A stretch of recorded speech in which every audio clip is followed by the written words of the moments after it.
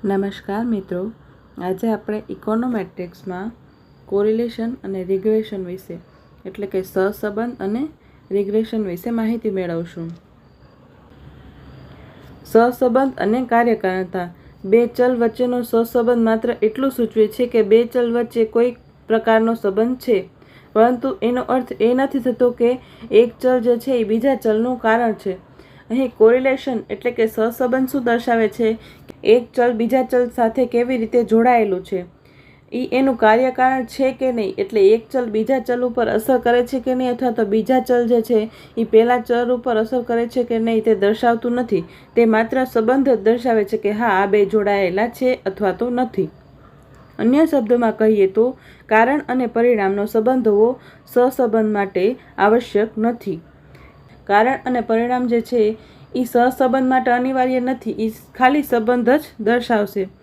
સહસંબંધ માત્ર બે ચલ વચ્ચેના સંબંધની તીવ્રતા અને ડિગ્રી માપે છે, પરંતુ એ કાર્યકારણ સંબંધને સાબિત કરતું નથી. ઘણી વખત એવું પણ બને કે બે ચલ વચ્ચેનો સંબંધ ફક્ત સંયોગથી થયો હોય, એટલે કોઇન્સિડન્ટલી થયો હોય. ઉદાહરણ તરીકે, જો ઘઉંના ઉત્પાદન અને કપાસના ઉત્પાદન વચ્ચે સહસંબંધ મળે તો તે માત્ર કિસ્મતે જ હોઈ શકે. અન્ય શબ્દોમાં, સહસંબંધનું અસ્તિત્વ હંમેશા કાર્યકારણતા દર્શાવે છે એવું હોતું નથી. એટલે સહસંબંધ છે એટલે એ માત્ર સંબંધ જ દર્શાવે છે. એની તીવ્રતા જે છે, સંબંધની તીવ્રતા અને ડિગ્રી જે છે એ જ બતાવે છે, એ કાર્યકારણ સંબંધ નહીં બતાવે. બરાબર?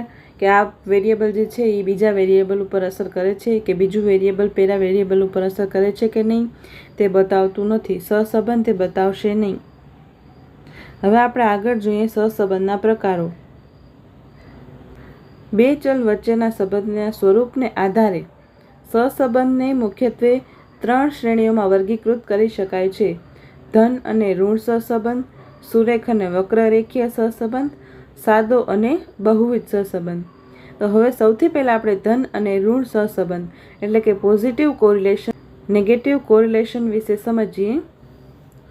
તો સૌથી પહેલાં આપણે પોઝિટિવ કોરિલેશન જોઈએ તો બે ચલ વચ્ચે ઘન સહસંબંધ ત્યારે અસ્તિત્વ ધરાવે છે જ્યારે તેઓ એક જ દિશામાં ગતિ કરે છે. બીજા શબ્દોમાં કહીએ તો, જો એક ચલના મૂલ્યમાં વધારો થવાથી બીજા ચલના મૂલ્યમાં પણ વધારો થાય અને એક ચલના મૂલ્યમાં ઘટાડો થવાથી બીજા ચલના મૂલ્યમાં પણ ઘટાડો થાય, તો તે બે ચલને ઘન રીતે સહસંબંધિત કહેવાય છે. અહીંયા ઉદાહરણ આપેલું છે, એક્સ અને વાયનું ઉદાહરણ આપેલું છે. એક્સમાં જે છે એ 10 થી 20નો વધારો થાય છે, પછી 30 થાય છે, 40 થાય છે અને 50 ને 60. એક્સમાં જે છે એ વધારો થાય છે. પછી વાય વેરિયેબલ જોઈએ તો 15, 22, 29, 36, 43, 50 એમાં પણ વધારો થાય છે. એટલે બે વેરિયેબલ્સ જે છે, બે ચલ જે છે એમાં સાથે જ વધારો થાય અથવા તો ઘટાડો થાય. કે 10 હતું તો 9 થઈ ગયું, 8, 7, 6 અને અહીંયા નીચે જે છે વેરિયેબલ એમાં 20, 19, 18, 17 એવી રીતના ઘટાડો થાય, અથવા તો અહીંયા આપ્યો છે એવી રીતના વધારો થાય. બે સેમ દિશામાં જતા હોય તો એને આપણે પોઝિટિવ કોરિલેશન કહેવાય છે. આગળ જોઈએ. ઉપરોક્ત ઉદાહરણમાં જેમ જેમ એક્સનું મૂલ્ય 10 થી 20, 30 અને તેથી વધુ વધે છે, તેમ તેમ વાયનું મૂલ્ય પણ 15 થી 22, 29 અને તેથી વધુ વધે છે. આ એક્સ અને વાય વચ્ચેના ધન સહસંબંધને દર્શાવે છે. દાખલા તરીકે, ગ્રાહકની આવક અને ખર્ચ એ ઘન રીતે સહસંબંધિત છે. જેમ જેમ આવક વધે છે તેમ તેમ ખર્ચ પણ વધે છે, અને તેનાથી વિપરીત પણ સાચું છે કે જેમ જેમ આવક ઘટશે તેમ તેમ એનો ખર્ચ પણ એને ઘટાડવો પડશે. હવે જોઈએ ઋણ સહસંબંધ એટલે કે નેગેટિવ કોરિલેશન.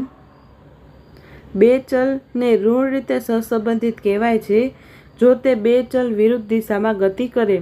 બીજા શબ્દોમાં કહીએ તો, જો એક ચલના મૂલ્યમાં વધારો થવાથી બીજા ચલના મૂલ્યમાં ઘટાડો થાય અને તેનાથી વિપરીત હોય તો તે બે ચલને ઋણ રીતે સહસંબંધિત કહેવાય છે. અહીંયા આપણે ઉદાહરણમાં જોઈએ તો એ વેરિયેબલ જે છે એમાં 10, 20, 30, 40, 50, 60 એવી રીતના વધારો થાય છે, અને બી વેરિયેબલ્સ જોઈએ તો 90, 80, 70, 60, 50, 40 એમાં ઘટાડો થાય છે. એટલે એકમાં વધારો થાય અને એકમાં ઘટાડો થાય એટલે બે એરો સેમ નથી, તો એને શું કહેવાશે? ઋણ સહસંબંધ કહેવાશે. એટલે કે નેગેટિવ કોરિલેશન કહેવાશે, કે બંને વચ્ચે સેમ રિલેશન નથી, કે બંને જે છે એ વિરુદ્ધ દિશામાં જાય છે.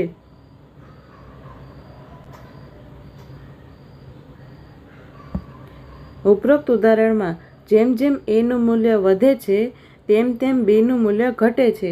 આ એ અને બી વચ્ચેનો ઋણ સહસંબંધ દર્શાવે છે. હવે આગળ જોઈએ સુરેખ અને વક્ર રેખીય સહસંબંધ, એટલે કે લિનિયર અને કર્વીલિનિયર કોરિલેશન. સૌથી પહેલાં સુરેખ સહસંબંધ છે, એટલે કે લિનિયર કોરિલેશન, કે જો બે ચલ વચ્ચેના ફેરફારનો ગુણોત્તર સ્થિર અથવા તો નિશ્ચિત હોય તો તે બે ચલને સુરેખ રીતે સહસંબંધિત કહેવાશે. ઉદાહરણ તરીકે પી અને ક્યુમાં આપેલું છે. પી જે છે એ 50, 55, 60, 65, 70 અને 75. અહીંયા 5નો ગેપ લીધેલો છે બધાયમાં, બરાબર. 5 એકમનો વધારો છે અહીંયા. અને ક્યુ વેરિયેબલમાં જોઈએ તો 40, 42, 44, 46, 48 અને 50. અહીંયા 2નો ગેપ લીધેલો છે, મતલબ 2 એકમ વધે છે. તો અહીં ચલ પીમાં દરેક એકમ 5 એકમના વધારા માટે ચલ ક્યુનું મૂલ્ય 2 એકમ વધે છે. આ કિસ્સામાં બે ચલ વચ્ચે સુરેખ ધન સહસંબંધ અસ્તિત્વ ધરાવે છે. બે ચલ વચ્ચેના સુરેખ ધન સહસંબંધને હકારાત્મક ઢાળવાળા સીધા રેખા આલેખ દ્વારા દર્શાવવામાં આવે છે. અહીં આપણે હકારાત્મક ઢાળવાળા સીધી રેખા તરીકે આપણે એને દર્શાવી શકીએ સુરેખ, એટલે કે લિનિયર કોરિલેશનને, બરાબર.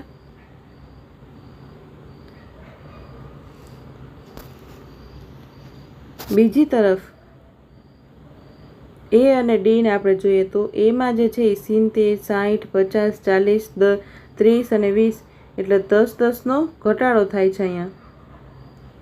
અને 55, 50, 45, 40, 35, 30 એમ 5 એકમનો ઘટાડો થાય છે. અહીં ચલ એમાં દરેક 10 એકમના ઘટાડા માટે ચલ ડીમાં 5 એકમનો ઘટાડો થાય છે. બીજા શબ્દોમાં કહીએ તો બે ચલ વચ્ચે સુરેખ ઋણ સહસંબંધ અસ્તિત્વ ધરાવે છે. બે ચલ વચ્ચેના સુરેખ ઋણ સહસંબંધને નકારાત્મક ઢાળવાળા સીધી રેખા આલેખ દ્વારા દર્શાવવામાં આવે છે. એટલે કે જે લિનિયર નેગેટિવ કોરિલેશન હશે એને નકારાત્મક ઢાળ સીધી રેખા તરીકે આવી રીતના દર્શાવી શકાય છે. હવે આપણે આગળ જોઈએ વક્ર રેખીય સહસંબંધ, એટલે કે કર્વીલિનિયર કોરિલેશન. સુરેખ સહસંબંધથી વિપરીત જો બે ચલ વચ્ચેના ફેરફારનો ગુણોત્તર સ્થિર ન હોય તો તે બે ચલને વક્ર રેખીય રીતે સહસંબંધિત કહેવાશે. ઉદાહરણ તરીકે કે જે છે એમાં 50, 55, 60, 65, 70 અને 75. અહીં 5 એકમનો વધારો થાય છે બધાયમાં. પછી આરમાં જોઈએ તો 10, 12, 17, 30, 35, 45. એટલે કે સૌથી પહેલાં 2 એકમનો વધારો થયો, પછી 5 એકમનો વધારો થયો, પછી જે છે એ 13 એકમનો વધારો થયો. એવી રીતના જે છે અલગ અલગ સંખ્યામાં વધારો થાય છે. ગુણોત્તર જે છે એ સ્થિર ના હોય તો એને જે છે એ વક્ર રેખીય સહસંબંધિત કહેવાય છે. અહીં ભલે બંને ચલ વધે છે પણ વધારાનો ગુણોત્તર સ્થિર નથી. બીજા શબ્દોમાં કહીએ તો કેના મૂલ્યમાં ફેરફાર સાથે આરના મૂલ્યમાં ફેરફારનો ગુણોત્તર સ્થિર થતો નથી. આમ અહીં બે ચલ વચ્ચે વક્ર રેખીય સહસંબંધ અસ્તિત્વ ધરાવે છે. તે જ રીતે નીચેના બે ચલો એ અને બીને આપણે ધ્યાનમાં લઈએ તો એમાં જે છે 50, 45, 40, 35, 30 અને 25, એટલે 5નો ઘટાડો થાય છે. અને અહીંયા 20, 18, 14, 9, 7, 2, તો એવી રીતના જે છે એ 2નો પહેલાં ઘટાડો થાય છે, પછી 4નો ઘટાડો થાય છે, પછી જે છે એ 5નો ઘટાડો થાય છે. એવી રીતના આગળ ઘટાડો થાય છે. અહીં જેમ જેમ એનું મૂલ્ય ઘટે છે તેમ તેમ બીનું મૂલ્ય પણ ઘટે છે. અને જો કે બીના મૂલ્યમાં ઘટાડાનો ગુણોત્તર પણ સ્થિર નથી. આમ અહીં બે ચલ વચ્ચે એક વક્ર રેખીય સંબંધ અસ્તિત્વ ધરાવે છે. આવા પ્રકારના સહસંબંધને વક્ર આલેખ એટલે કે ક્વાડ્રેટિક ગ્રાફ, પેરાબોલા, હાઇપરબોલા વગેરે દ્વારા દર્શાવી શકાય છે. આગળ જોઈએ તો સાદો અને બહુવિધ સહસંબંધ એટલે સિમ્પલ કોરિલેશન અને મલ્ટિપલ કોરિલેશન. તો સિમ્પલ કોરિલેશન એટલે કે ફક્ત બે ચલ વચ્ચેના સંબંધનો અભ્યાસ એટલે એને સાદો સહસંબંધ કહેવાય. ઉદાહરણ તરીકે કિંમત અને માંગ વચ્ચેનો સહસંબંધ. પછી બહુવિધ સહસંબંધ જોઈએ તો મલ્ટિપલ કોરિલેશનમાં એક સાથે ત્રણ અથવા તો ત્રણથી વધુ ચલ વચ્ચેના સંબંધોનો અભ્યાસ એટલે બહુવિધ સહસંબંધ. ઉદાહરણ તરીકે ગ્રાહકોની કિંમત, માંગ, રુચિ અને આવક વચ્ચેના સંબંધનો અભ્યાસ એને મલ્ટિપલ કોરિલેશન કહેવાય. હવે આપણે આગળ જોઈએ તો સહસંબંધની માત્રા એટલે કે ડિગ્રી ઓફ કોરિલેશન. તો બે ચલ વચ્ચેના સહસંબંધની માત્રા અથવા તો તેના હદનું વર્ણન એ સહસંબંધના ગુણાંકના મૂલ્ય દ્વારા કરવામાં આવે છે. સહસંબંધની માત્રા જે છે એ નીચે મુજબ છે. તો એમાં સંપૂર્ણ સહસંબંધ, 0 અને લિમિટેડ સહસંબંધ એટલે મર્યાદિત માત્રાનો સહસંબંધ. તો સૌથી પહેલાં સંપૂર્ણ સહસંબંધ જોઈએ તો સંપૂર્ણ સહસંબંધ ત્યારે અસ્તિત્વ ધરાવે છે જ્યારે બે ચલ બરાબર સમાન પ્રમાણમાં બદલાય છે. તેને વધુ બે શ્રેણીઓમાં વર્ગીકૃત કરી શકાય છે. તો સંપૂર્ણ સહસંબંધ જે છે એટલે કે પરફેક્ટ કોરિલેશન એના મુખ્ય બે પ્રકાર છે કે સંપૂર્ણ ધન સહસંબંધ અને સંપૂર્ણ ઋણ સહસંબંધ એટલે પરફેક્ટ પોઝિટિવ કોરિલેશન અને પરફેક્ટ નેગેટિવ કોરિલેશન. તો જ્યારે બે ચલના પ્રમાણસર ફેરફાર એક જ દિશામાં હોય ત્યારે તેને સંપૂર્ણ ઘન સહસંબંધ કહેવાય છે. બે ચલ વચ્ચેના સંપૂર્ણ ઘન સહસંબંધ માટે સહસંબંધ ગુણાંકનું મૂલ્ય +1 બરાબર હોય છે. એટલે કે બંને સેમ દિશામાં જતા હોય તો એને પોઝિટિવ કોરિલેશન કહેવાશે. ભલે એ વધતા હોય કે ભલે એ ઘટતા હોય પણ બંને સેમ દિશામાં જાય તો એને પોઝિટિવ કહેવાશે. પછી ઋણ સહસંબંધ જોઈએ તો જો બે ચલના પ્રમાણસર ફેરફાર એ વિરુદ્ધ દિશામાં હોય તો તેમની વચ્ચે સંપૂર્ણ ઋણ સહસંબંધ અસ્તિત્વ ધરાવે છે. સંપૂર્ણ ઋણ સહસંબંધ માટે સહસંબંધ ગુણાંકનું મૂલ્ય એ -1 હોય છે. પોઝિટિવ માટે +1 અને નેગેટિવ માટે -1 હોય છે. બંને જે છે એ અલગ અલગ દિશામાં જાય એટલે એક વધે છે અથવા તો એક ઘટે છે અથવા તો એક ઘટે છે ને બીજું વધે છે. આવી રીતના બે અલગ અલગ દિશામાં જતા હશે વેરિયેબલ્સ એટલે કે ચલ તો એને ઋણ સહસંબંધ કહેવાશે. પછી શૂન્ય સહસંબંધ.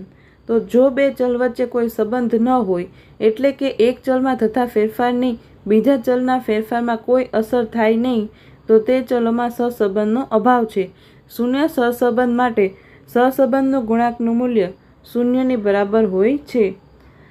આપણે અહીં કોઈ પણ બે ચલ વચ્ચે શૂન્ય સહસંબંધનો અર્થ એ નથી કે તેમની વચ્ચે બિલકુલ કોઈ સંબંધ નથી. હકીકતમાં તેનો અર્થ એવો થવો જોઈએ કે બે ચલ જે છે એ સુરેખ રીતે સંબંધિત નથી. જો કે તે શક્ય છે કે બે ચલો એકબીજા સાથે બિનસુરેખ રીતે સંબંધિત હોઈ શકે.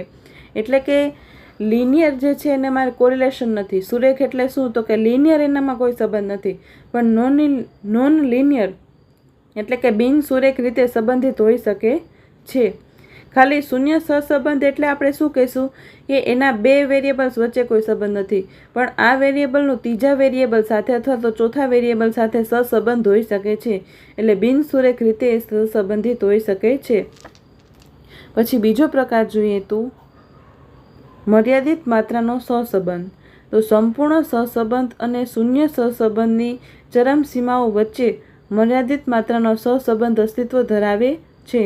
આનો અર્થ એ થાય છે કે જો કે બે ચલ સંબંધિત છે, એક ચલમાં વધારો અથવા તો ઘટાડો એ બીજા ચલમાં સમાન પ્રમાણસર વધારો અથવા તો ઘટાડો સાથે થતો નથી. આ કિસ્સામાં સહસંબંધ ગુણાંકનું મૂલ્ય 0 અને 1ની વચ્ચે હોય છે. સહસંબંધની માત્રા આપણે નીચેના કોષ્ટકમાં જોશું. તો અહીં મર્યાદિત માત્રાનો સહસંબંધ એટલે શું તો કે એ શૂન્ય અને સંપૂર્ણ સહસંબંધની વચ્ચે રહેલો હોય છે.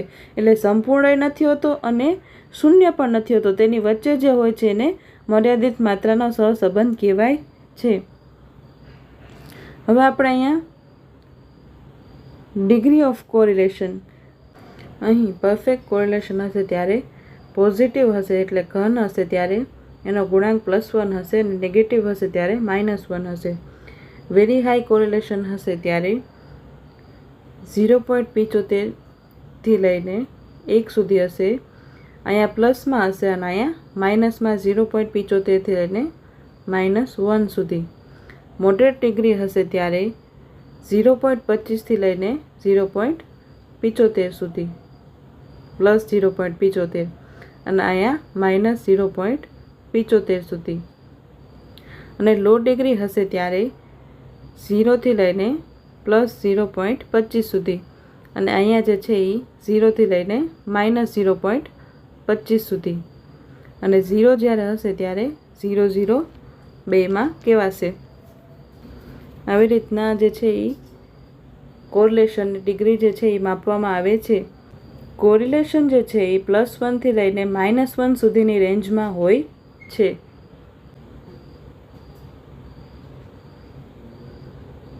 Perfect positive correlation. પોઝિટિવ એટલે શું? તો કે ધનાત્મક સહસંબંધ. તો અહીંયા જે છે એ ધનાત્મક સહસંબંધ છે. આપણે જોયું હતું ને કે અપવર્ડ સ્લોપિંગ રેખા એ પોઝિટિવ કોરિલેશન બતાવે છે. પછી અહીંયા જે છે એ ડોટની સાથે આપણે હાઈ પોઝિટિવ કોરિલેશન છે અહીં.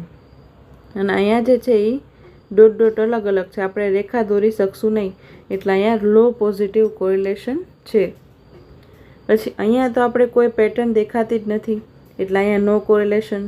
પછી અહીંયા જે છે એ લો નેગેટિવ કોરિલેશન. અહીંયા જે છે એ લો પોઝિટિવ કોરિલેશન હતું, ઉપર જતા હતા બિંદુ, અને અહીંયા જે છે એ નીચે એટલે લો નેગેટિવ કોરિલેશન.